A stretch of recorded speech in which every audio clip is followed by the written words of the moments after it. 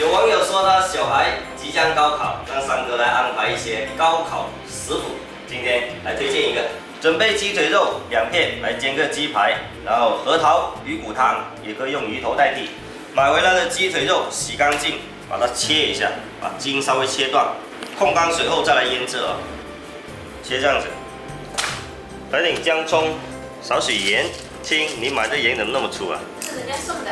再来点黑胡椒，1勺生抽，洗干净，小手抓拌均匀，腌制一下。囊一起比的话，放一旁备用。再拿个碗来加入1勺蜂蜜，自家龙眼蜜，酱油1勺，香油小半勺，再加3勺水，把它调稀，这样就可以了。鸡肉让它腌制，我们先来把核桃用开水泡一下。核桃这一层膜涩涩的，用开水浸泡10分钟，去色。鱼骨煮汤前先煎一下，这样汤水才会白。煎到1面金黄，把它翻过来。鱼骨煎到这样2面金黄就可以了，加开水。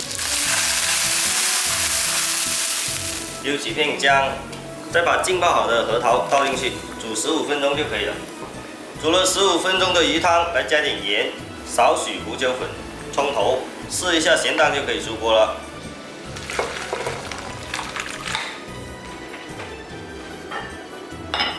重新起锅烧油，油不用太多，把腌制好的鸡腿放进去，提朝下，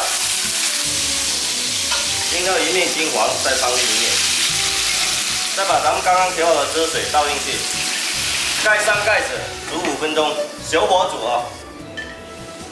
煮了5分钟，再翻另一面，再煮5分钟。这2片鸡腿肉比较厚，所以要煮久一点。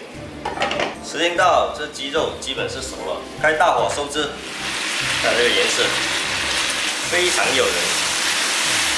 好了，咱们这个鸡排可以出锅了，非常的嫩。配菜可以加点胡萝卜，也可以加西兰花，荤素搭配，有肉有菜还有汤。